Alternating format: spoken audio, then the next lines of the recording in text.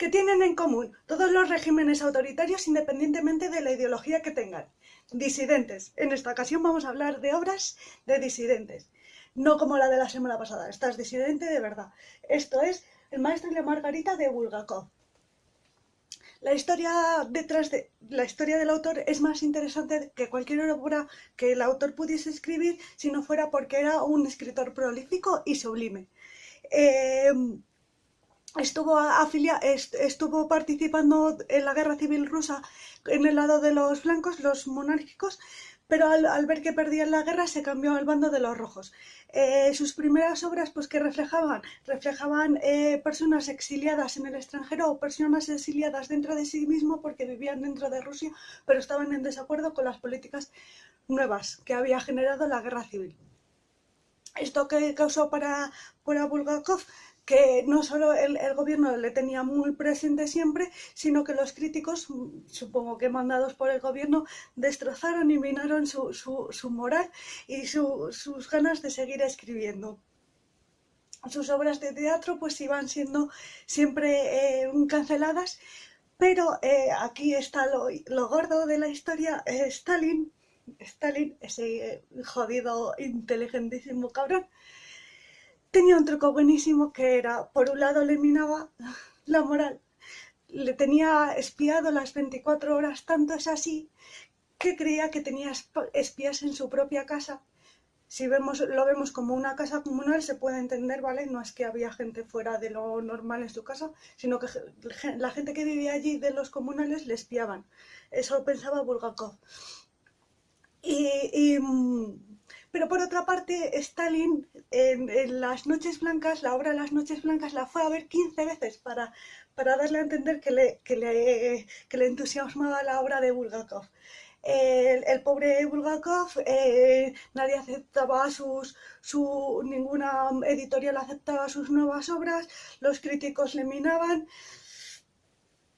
Con ese sentimiento escribió una carta a Stalin comentándole que en un país donde las obras de un autor no son ni reconocidas ni publicadas y que ha perdido el prestigio y el honor, como escritor se tiene que marchar y le pide a Stalin que le deje exiliarse.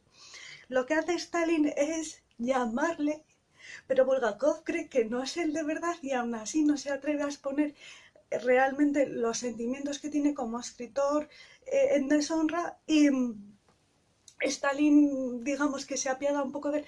Bueno, más que apiadarse de él es para tenerle todavía más controlado, le pone como director de actuaciones de obras en el teatro en el que Stalin había ido 15 veces a ver su obra y así murió.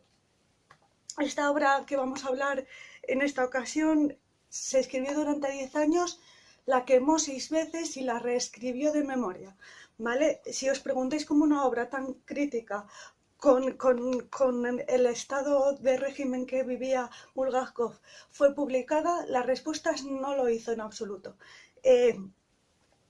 Cuando se muere Bulgakov, se supone que la obra no está realmente terminada, pero bueno, 20 años después, en el 66, es publicada gracias a la mano de su mujer en una revista de tirada nacional en ruso, manejada por los censores, en las que de unas 350 páginas habían eliminado 70.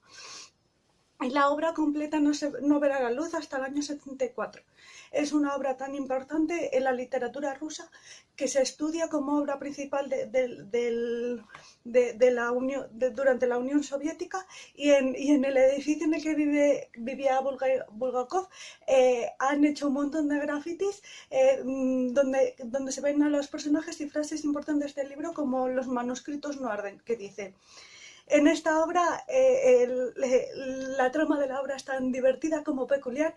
El diablo y su séquito llega a Rusia, pero no hay que asustarse, vienen a hacer magia y ocultismo. Allí donde pasa el séquito de Wolan, que es el diablo en general, Bahamut, Korokiev, Asáselo y Hala, que son la trupe, causan el caos, la incertidumbre, la gente se vuelve loca, pronostican muertes, hablan de haber estado con Poncio Pilatos y desayunando con Khan, montan un show que la gente empieza a llover dinero y las mujeres reciben vestidos franceses y zapatos nuevos y colonias, pero al salir del teatro está todo en volandas. Hacen sus tejemanejes para que la obra pueda salir, pero la obra es un poco una excusa, ¿no?, para demostrar las debilidades del pueblo ruso en esta nueva etapa, ¿no?, en esta etapa comunista, ¿vale?, donde todo es por el bien de la comunal antes que el individual, pero la gente quiere acaparar. Muchos de los personajes que se encuentran con el demonio van a terminar en un psiquiátrico. Y así el autor enlaza la obra con la historia del maestro. El maestro es un escritor que ha decidido olvidar su nombre porque en la parte del maestro no, es un fiel reflejo de la vida del propio Bulgakov. Los editores no quieren su obra, los críticos le han tratado fatal, lo único que le da esperanzas es su amada Margarita, ¿vale? Y ha escrito una obra sobre Poncio Pilatos que nos enlaza con la obra que había empezado a contarnos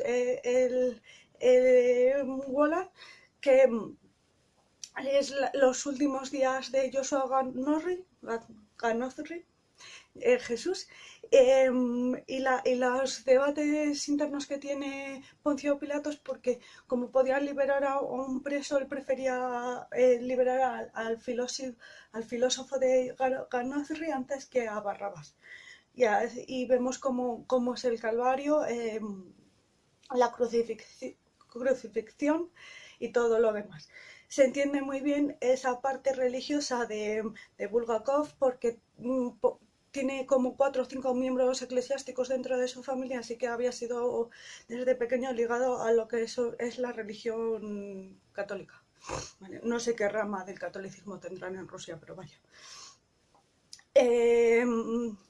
Luego la segunda parte del libro trata sobre la relación de Margarita con el propio Wolan, ¿no?, que la invita a pasar una velada a su vera, siempre a su verita, ¿verdad? Por una razón en concreto, pero que no sabemos cuál, y utiliza palabras y textos de la obra del maestro para atraerla a su lado.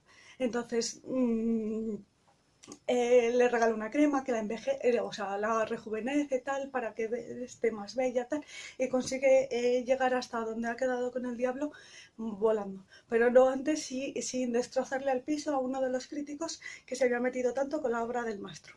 La crítica dentro de la obra es asombrosa, o sea, pero un nivel crítico espectacular. Vas desde lo gordo hasta lo pequeño, pues lo gordo que es, ya os lo he comentado, aquello de la gente pegándose por un billete de 10 rublos. Hay una escena en la que, para quedarse con el piso del primer asesinado, Berlioz, a Saselo, uno de los ayudantes del diablo, le da un sobre para él, y lo esconde. O sea, se le llama a la policía y le dice que tiene divisas extranjeras, ¿vale? Que yo supongo que será porque no podías tener divisas para no poder irte del país. Tampoco que... Y es llevado al psiquiátrico, pero a espera de juicio. Dentro del psiquiátrico empieza a tener un sueño súper raro, donde en una sala de teatro están todos los acusados por tener divisas y oro escondidos en su piso y tienen que ir confesándolo, ¿vale? Y entonces es súper raro de ver, ¿no? Eso en otras sociedades como que no se vería, ¿no? Y nos muestra ahí mucho la hipocresía. Luego hay otras críticas más sutiles. Por ejemplo, Berlioz es el presidente de Masolit, la Asociación de Literarios de Masas, ¿vale? Y se comenta allí que el gobierno están haciendo 22 casas para la élite de los escritores. Y yo pensé, qué forma más contundente de tenerles todos en el mismo lado y de poder vigilarlos todos a la vez que ponerles en casas aledañas. En serio, que te sientas en el banco de enfrente y estás viendo 5 casas de grandes escritores para tenerlos tope vigilados. Ya os comento que Bulgakov lo pasó muy mal mientras a él era perseguido y vigilado todas las horas. Por otra parte, también los críticos salen en este libro que viven en una casa, en un edificio, ¿vale?, de apartamentos con mármol negro, o sea, súper muy elegante, pero también así como ostentoso para la época. Y es una planta solo para críticos literarios, que yo me imagino en la reunión de vecinos diciendo, este es el autor al que tenéis que machacar este mes. Y lo más así, más evidente es todos los problemas que tienen simplemente para ir a ingresar dinero, la deficiencia de los cargos públicos rusos, la vaguedad, bueno, es que eso lo hay en todos los lados. Entonces, bueno, tiene varias adaptaciones. Yo he encontrado, gracias a YouTube, una del 2005 en ruso con subtítulos en inglés. Y pues me la he comido. Nunca jamás me había encontrado con una obra literaria con tan difícil adaptación al cine o a series, a la televisión. Vaya, nunca. Y mira que he leído obras. Simplemente por la descripción que hacen de Woland, que nadie se puede poner de acuerdo porque cada persona ve una cosa en Woland, ya es súper complicado de adaptar. Y aún así te decepciona. Han puesto a un señor mayor, elegante. No tengo mucha filmografía vista de lo que es la Unión Soviética como tal, dentro de la Unión Soviética, ¿vale? Obras desde dentro, no desde fuera, porque la propaganda anticomunista nos la conocemos todos, ¿vale? Pero yo, como no tengo muchos datos desde dentro, ¿vale? Me presupongo que un señor muy elegante vestido, como que viniera de la ópera, da de qué pensar, porque ese es Woland. Los otros acompañantes de Woland sí que caben dentro de la descripción. Vale. Tiene bastante de filosofía porque la gente, bueno, es que al principio conocemos a dos literatos y tal, y están debatiendo sobre Jesús, tal. Se han explayado más y me ha gustado más las explicaciones filosóficas, las conversaciones filosóficas dentro de la obra del 2005 que dentro incluso del libro me parecen como más desarrollaicas. Está mucho bien, mucho bien. Se podía hacer, son creo que 10 capítulos de unos 40-50 minutos, se podría hacer otros 10 capítulos de 40-50 minutos describiendo detalles así que me chocan a los ojos. Así que os voy a comentar los más grandes. El gato. Es un gato, es Behemoth, y es medio gato, medio humano así, humanoide, ¿vale? Que tiene cosas de humano, que puede coger cosas, que come con un tenedor, que no sé qué, que tal, que intenta pagar en el tránsito, ¿vale? En esa serie del 2005 visto desde atrás parece un niño con un disfraz, en serio, un disfraz. Era imposible verlo y no reírse, era imposible. ¿Qué más?